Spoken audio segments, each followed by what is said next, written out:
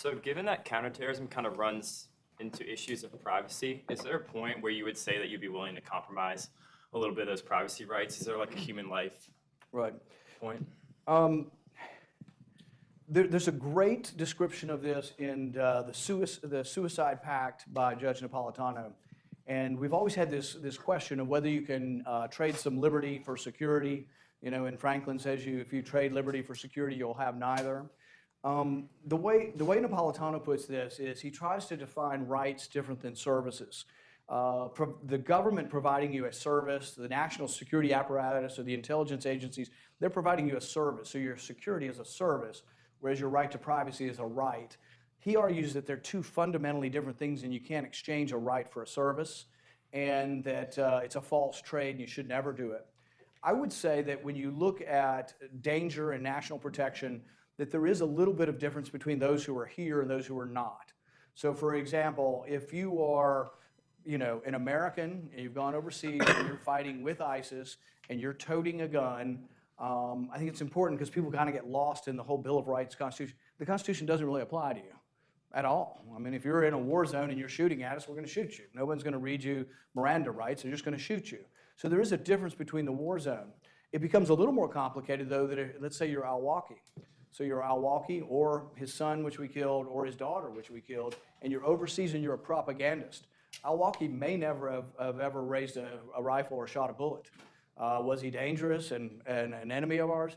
Yes, but it's different. I mean, we have to sort of decide as a country whether, like Tokyo Rose, would we all push the button to kill Tokyo Rose with a cruise missile or with a drone? I don't know. I mean, there has to be some question of where it ends. Do I have a problem with drones going around the side of the mountain and shooting 50 opposing soldiers? No, I mean, that's great. I do worry about when we can push a button and it goes 2,000 miles away or 3,000 miles away and we just kill someone. There's also the practical aspect of whether or not we actually kill more than we create. And I'll give you an example. We sent the Navy SEALs into Yemen recently. Does anybody remember us voting to go to war in Yemen? We are at war, allied with Saudi Arabia in Yemen. There's been no vote. It's absolutely terrible and unconstitutional. But also from a practical point of view, we sent a Navy SEAL team in there. They killed some people, including al-Awlaki's daughter. I don't know how the al-Awlakis show up everywhere, but they killed the daughter, they killed several women, and they killed some al-Qaeda targets. Now, they all claim it's worth it, but they won't even tell me what they got. I've asked them in secure hearings, what'd you get? Oh, we got some good stuff. It's really going to be good for the country. We're really keeping you safe. But they won't even tell specifically what they got, so I have to trust these people that it was worth it. But I can tell you this is my theory. If you live in Yemen, my guess is you heard about the night the Americans came, and that they will talk about it for 1,000 years, and they will talk about the fact that they came and killed everyone in the village. I don't know if they killed everyone, but they did kill several of the women, several of the kids. It's hard on our soldiers. I got 3 nephews who are in the armed services. I don't blame our soldiers, but I do blame our politicians for putting our soldiers in a situation like that. But I promise you, for 1,000 years, they're going to talk about it. What's the other thing they're going to talk about in Yemen for 1,000 years? They're going to talk about how the Saudis came with American bombs and American guidance technology, and they bombed a funeral procession, and they killed 150 people, and 500 people were wounded. See, we're more concerned about Britney Spears or some kind of actress on TV or what they're wearing. They still talk about the Battle of Karbala in 832 AD. I mean, these people have a long history. They're not going away. They live there. And one of the most famous comments over there is, you guys have the watches, but we've got the time. They're going to stay there forever. Are we going to stay in Afghanistan forever? But I guess back to the fundamental question, is there a trade-off? I think there can be a different standard. There isn't always a Fourth Amendment standard for privacy for everybody in the world. For us, there is. If you are in the United States, you get protected. And it's important, it's not just citizens, it's all persons in the United States. But coming in, I can even agree to a little bit of a lower standard, like the 702 standard isn't probable cause to get information. But I do worry we've gone too far when we collect all of the phone information in Italy. We have a whole month's worth of data for everybody in Italy. When we're collecting Angela Merkel's private cell phone calls, I worry that we've gone too far. When we have billions and billions of phone calls stored in Utah desert of Americans' data, I worry that we've gone too far. So to my mind, you shouldn't have to give up liberty for security. And if you ever do, the error should always be on the side of liberty. Thank you.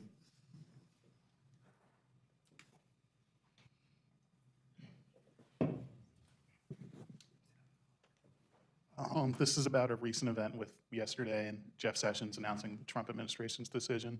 Do you agree with the Trump administration that DACA was unconstitutional? Also, do you think the House and Senate actually have a chance of passing legislation that would extend and make permanent the program? Yeah, I think the executive branch acts in an unconstitutional manner probably almost every day. Republican or Democrat. I mean, it's been going on a long time. And if you talk about the biggest danger of you losing your freedom or liberty is from executive overaction. The biggest danger of your country going to war in a war that we shouldn't be involved in, once again, executive action. So DACA, I think most of the courts, there's been several court cases and they've all agreed that it's unconstitutional. He created law. That has nothing to do with the argument of whether they should have it or not. I'm actually somewhat sympathetic to the kids who have been here for most of their lives, but I'm also sympathetic to the idea you can't have no rules. I mean, you just can't. Sympathetic to Milton Friedman's point when he said you can't have open borders in a welfare state. We got a lot of free stuff in our country. Free health care no matter what, free education no matter what, up through 12 grades. That's just a big expense. You just can't have the whole world come. There was a survey by Pew one time, I think it was Pew or Gallup, and they surveyed the world and then they extrapolated and they said 700 million people would come here if they could. So we've got to have some rules. Now with the DACA kids, what I proposed is the compromise is they're here, they're illegal, and you want to make them legal. We accept about 1 million people a year through green cards who then go get on the track to become citizens. Make the DACA kids part of the million. Now there's 1 million of them, so they would take up a whole year's worth of immigration. So let's say you wanted to not take up all the slots. Let's say we divide them into segments of 200,000, we admit them over 5 years. We internally immigrate them over 5 years, but they count against the numbers. So for the people on the right, we say we're not expanding immigration. We're not necessarily rewarding. We're not going to take 1.2 million next year. We're going to take 1 million and 200,000 slots of the people who've lived here 15, 20 years. And then I think that to me would be the reasonable compromise. I don't think that's what I'm promoting. I don't think we'll get that. I think what we'll get is you'll do DACA and it'll pass, and then they'll throw a bunch of money at a wall or some security stuff. And in the end, the last comprehensive bill, one of the reasons I opposed it is they actually had too much money for border security. They just threw billions and billions and billions trying to get conservatives on board with the immigration reform. With immigration in general, most immigrants are an asset to our country. Most of them are good people. Most of them are hardworking people and should be looked at that way. But it still doesn't mean I'm for an open border. With DACA, you should have to obey the law. And one good thing about it, and I know everybody it's popular to hate the president right now, but the thing is that he did something, he's going to force Congress to do their job. I mean, that's what he's, if you read his Twitter account, that's what he's saying he wants us to do. He's telling us to do our job. And it is true. And in fact, I'm trying to do something similar to that. So he's forced DACA back to us. If it's very unpopular to send these kids back to their country, or who knows, someone might not even speak Spanish or whatever language, if that's not popular, Congress should fix it. I'm trying to do the same thing on the authorization of use of force. I don't think the 2001 AUMF applies to anything we're doing now. I don't think the 2002 in Iraq applies to anything we're doing now. So I have an amendment to the Defense Authorization Bill to let it sunset in 6 months. So the similarity to DACA would be in 6 months, Congress has to either pass a new AUMF or they won't have any authorization at all. Here's what I predict will happen. One, I'll lose, which is a common occurrence, but I'm holding it up. So when John McCain came back at midnight and he asked for immediate, expedited consideration of the defense bill, I objected. And everybody's like, why are you objected? He's sick, and he's come back, and this is his big thing. Had nothing to do with John McCain, but it has to do with, one, they're spending way too much money, but two, it has to do with, we've been fighting war for 16 years without an authorization. There's a whole bunch of people on both sides who argue that we should have a new AUMF, but mark my words, most of them will not vote for a 6-month sunset. They'll say, oh, that's too dramatic. And my response to them is, well, it's been 16 years and 6 months. How long do you want to wait till we actually address the issue that we should be addressing?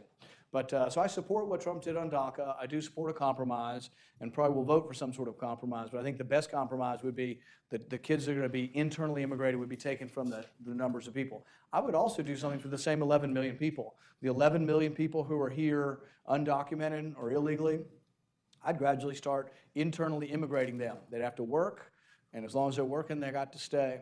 And I would also say one other thing before we move on. This is something that I think liberals get completely wrong about the Statue of Liberty in Ellis Island. They're all forever saying, oh, we're this country, that everybody can come. go to Ellis Island. My grandmother came in through Ellis Island. We went and looked it all up, and we talked to him and met him. Ellis Island was a harsh taskmaster, and there were a lot of rules, and people got sent back if they weren't healthy. Families got separated, but there were rules, and there was a host of rules, and there were people looking at the way you walked. There were all kinds of rules as far as getting in our country, and I don't think rules are necessarily a bad thing, and I think we need to change our immigration if we do, not to necessarily be more restrictive, actually maybe to expand some of our numbers, but to base it on work and people who want to work, and we could probably have more of them, not less. Yes?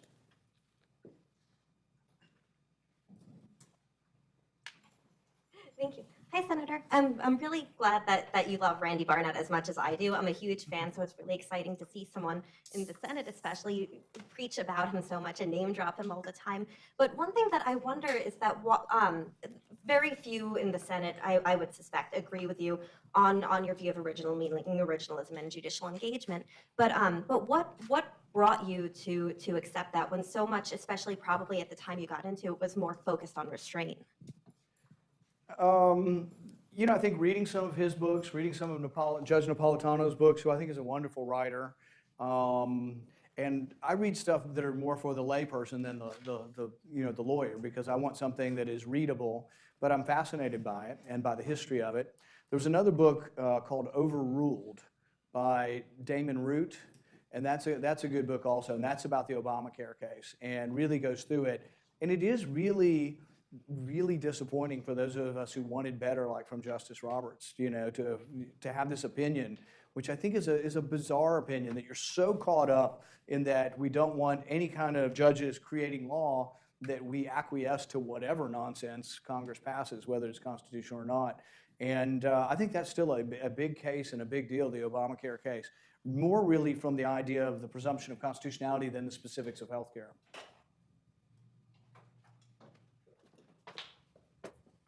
So this is a question about the Electoral College. So the direct popular vote movement, especially since last November when the president lost the popular vote and won the electoral vote, has been gaining a lot of steam. And this interstate compact between, I think, 12 states is almost to 200 electoral votes. And I'm sure you're familiar with the compact that if they get to 270, it will trigger, then they would give all their electoral votes, these states, to the popular vote winner. So what do you think of the interstate compact? Do you think it's constitutional? What do you think of the direct popular vote in general? And what could the federal government do to stop it if you think it's unconstitutional? Our founding fathers in general thought democracy was a terrible idea. And you say that, and if you did, and I was careful to say they thought that, not me, because people would take that quote out of context and they think you're a horrible person, you're a terrible American. How can you be patriotic if you don't appreciate democracy? They didn't like democracy. They wanted sort of an indirect democracy. They wanted a republic. They wanted some kind of laws to restrain majority rule. And particularly when people from the left tell me, therefore, democracy, we need to get away from this old-fashioned idea of the Constitution, I try to point out to them that, you know, democracy is what gave us Jim Crow. The Jim Crow laws were passed by majority legislatures. Now, some will argue, well, let's say, oh, well, blacks didn't get to vote in those states. Even when you add up all the black votes that could have voted, these were a majority of all these southern states passed these Jim Crow laws. That's when you do need a court system to step in an undemocratic way and say, you can't have that. You got to have equal treatment under the law. And so I want an activist court when there's a Jim Crow law. You know, I think one of the things that I'm also interested in, I think is interesting from a law perspective, is the famous dissents. I think the dissents are more important and more interesting actually than the victories on the court. You know, so Brandeis's dissent in Plessy versus Ferguson. You know, it takes 50 years to overcome it, but it's one of the beautiful things about our country. It's not that we went 50 years doing the wrong thing, but that we're stable and civilized enough that we finally did the right thing after 50 years of doing the wrong thing. You know, with Plessy, I guess, finally being reversed with Brown. Other cases like that, the Olmstead decision back in the 1920s basically said your phone calls were not private, that the police could tap your phone calls without a Fourth Amendment. That finally gets reversed in like '68 with the Katz decision. Long time. We have the same thing going on right now. They say that my records, if you're my bank and I give you my records, I have no right to privacy. This third-party doctrine on records. I think they're completely wrong. And that's why, like, if you'll vote for me for the Supreme Court, I will promise you I will overturn Maryland versus Smith and a couple of other those, because I think they're wrong, completely wrong. But no one's ever going to say that because you would never get on the Supreme Court if you said you think some previous decision wrong. In fact, you can't talk about any decisions. And once you get on there, you can make those arguments. But really, I think we really do need to overturn and change the third-party rule on privacy. And some of it could be contracts. I guarantee in the contract, if I give you my banking information, it says you're not supposed to share it, then the government says, oh, except for with us. Well, that's precisely the people I don't want you sharing my information with, is the government, even more than my neighbor. So I'm against electoral college, changing electoral college. The electoral college is maybe less than democratic, but it's a way of preserving. We sort of preserved democracy of population, but then also regional variety. Senate does the same thing. Senate's not democratic at all. Should the senator from Wyoming have the same vote as the senator from California? So if you get rid of the electoral college, you probably want to get rid of the Senate too, and I can't have that at all. All right, so for a little while, there was a debate in Congress about passing comprehensive prison reform. I'm just wondering, has that been permanently shelved in Congress, and what your stance is on prison reform? I'm for almost any criminal justice reform you can name, I'm for it. I wrote recently with Kamala Harris about bail reform. And one of the reasons I'm for bail reform is, and I would suggest that everybody read this in here, it's probably the most dramatic case I've ever read, and you should all know the story of it if you have a heart and want to have a heart about our judicial system, is the story of Khalif Browder. Who's heard of Khalif Browder and his story? Not many. You should all read it. It's in the New Yorker about a year and a half ago. He was arrested for allegedly stealing a backpack. He is put in Rikers Island. He's 16. The bail's $3,000. He cannot come up with bail, so that's the first problem. But here's the second problem. He was kept for 3 years in Rikers Island. 2 years in solitary confinement. He was beaten by guards, beaten by prisoners, which also shouldn't happen in our prisons, and then ultimately tried to commit suicide in prison several times, got out, never could function again, and then committed suicide, and unfortunately was successful. We need reform of this system. The other thing you need to be aware of, and this will be way out there for some of you in the Federalist Society, Michelle Alexander. Read her book about, can anybody remember the name? The New Jim Crow.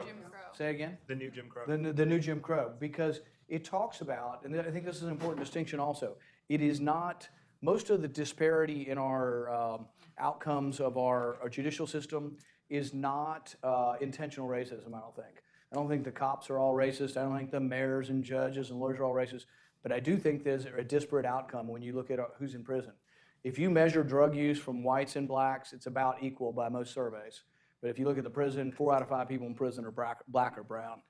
They don't have the resources. They do worse on plea bargaining. Every step of the way, they don't do as well. And the answer to it is somewhat not having such a harsh war on drugs and not putting people in prison for drug use. But the other answer is we do need to be conscious of it as far as the disparity in this. And I think it also leads to some despair, anger, and a lot of the other problems we have. And I can promise you, all you got to do is think of, if you're a rich white kid and live in the suburbs and you smoke pot in your parents' basement, what are the odds of you being caught?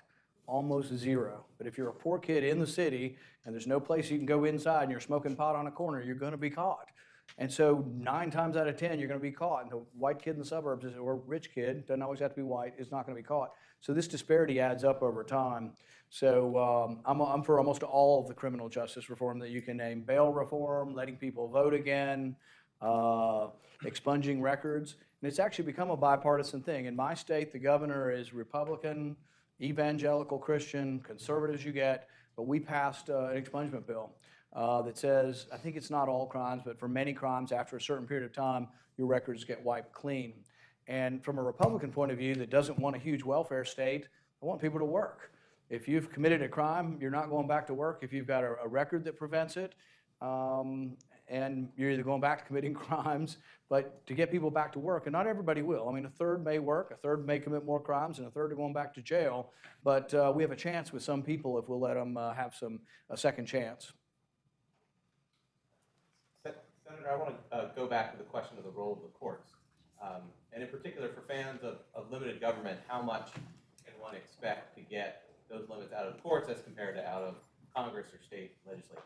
So people disagree on what the Constitution means in good faith, just different people have different views. And history suggests that presidents are going to nominate people that will tend to further their political views, and probably senators, history suggests, will tend to vote in favor of or against nominees based on whether they think that nominee will favor their political views. And if that's true, how do you get courts to impose limits that are contrary to the interests of the nominating president and the affirming senators? Is it sort of baked in that the courts can't get very counter-majoritarian? And if so, what does that mean in terms of fans of limited government seeking relief either from the courts or from legislature? Right. I mean, I think it's a tough question, actually. I think one of the things that's going to be the most dramatic change over time with the Supreme Court, and whether it's more or less ideological, is the fact that we're doing it by simple majority now. And we went a long time saying you had to get 60 votes, and the only really controversial one was Clarence Thomas, who I frankly think is the best justice, but you know, he won 52-48. But now you're going to get a lot. Gorsuch, I think, won, what, 56, 44. He had a couple of Democrats, but it was very partisan. But I think you will see a little more of a partisan tilt of the Supreme Court and the appellate courts because we're doing it through simple majority. How do you set limits? This is where I have the mixed feelings on whether I'm for more judicial engagement versus restraint. Because on the one hand, I do think the Constitution means something, and I think the limits are real and in there. But I think I see most of majoritarian government, most of the things being passed by government, as contrary to the limits. It's not that we're overturning too many bad laws. We got way too many laws being promulgated that are completely ignoring the Constitution. In fact, if I were to look at, let's say we pass 500 pieces of legislation next year, I would say probably 495 of them are unconstitutional because there is no explicit authority or power. We've gotten to, you know, we debate philosophically whether it's a real original constitution or a living document or a living constitution. It's absolutely only a living constitution according to the legislature. Now, that's my opinion. There my dad used to make the joke. He said the only two things that will be completely discounted and not regarded as an argument and debate would be morality and constitutionality. And so I think we don't really live in a republic, a constitutional republic. I think we really do live in almost a pure democracy right now. And because of that, there isn't a restraint on the size of growth of government. And because there is no restraint in debt, government can do anything. So we're going to pass, you know, my family lives in Florida. My sister's got 2 feet of water in her house as we speak. But the $8 billion they want to give, I'm going to ask them they take it from some other part of the budget.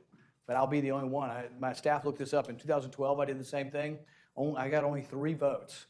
I think it was Mike Lee, myself, and Heller voted in 2012 to offset it by taking foreign aid money we're going to give to someone else and actually giving it to our own people instead because we're out of money. People say, oh no, we should help the poor people in other countries and help our poor people in our country too. And it's like, where's the money going to come from?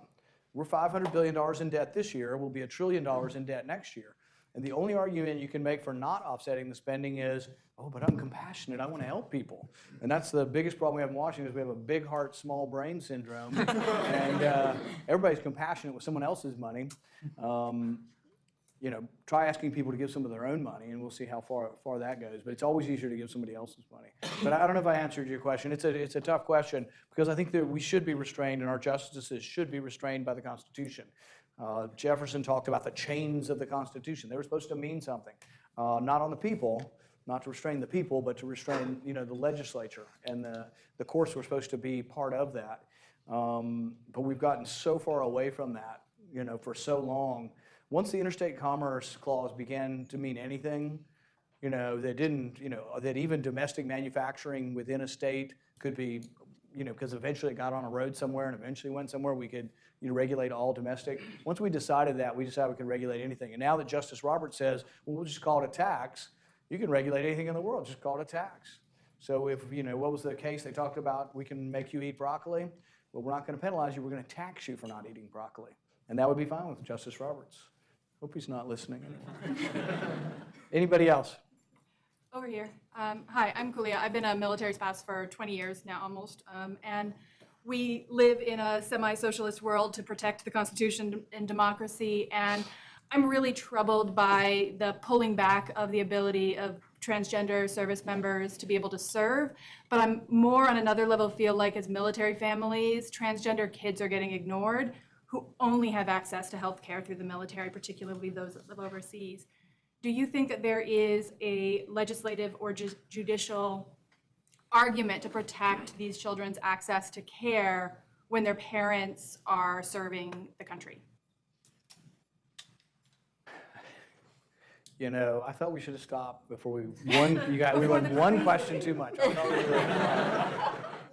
were- The first thing I would say is that I think to be in the military and your rights in the military aren't the same as being a citizen.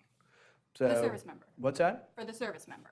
The service member, yeah, because the service members, you're not talking about service member, you're talking about people related to a service member.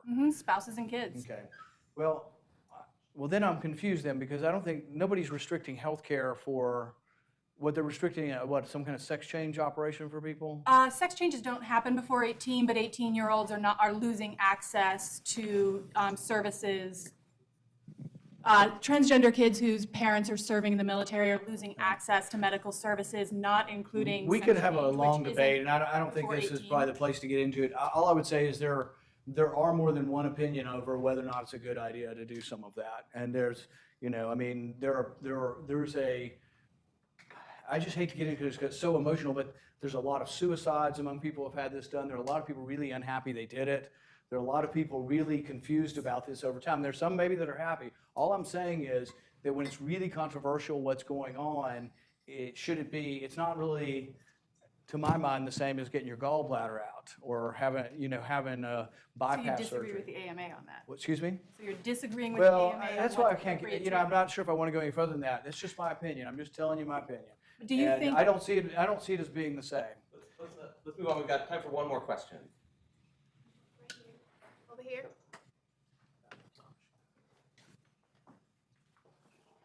Hi, I live in the district, and I haven't changed my residency to the district because I don't want to lose my federal voting rights. I'm still registered in Pennsylvania. I still go back to Pennsylvania regularly. Do you have any stance on the DC either getting statehood or the people living in DC getting voting rights in neighboring states to vote for a federal representative? Right. The problem with sort of the idea of statehood, from the very beginning, they set DC aside and they decided it wasn't going to be a state. That was the original intent of the founding fathers. On the one hand, it does sound kind of unfair sometimes, and it's also very partisan because DC votes like 90% Democrat, and so people would see it as an automatic, 2 new Democrat senators. I wouldn't vote in favor of it, and I'd frankly tell you that some of it is political reasons as well.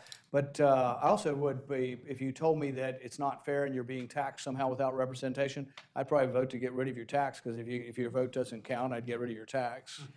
Thanks, everybody.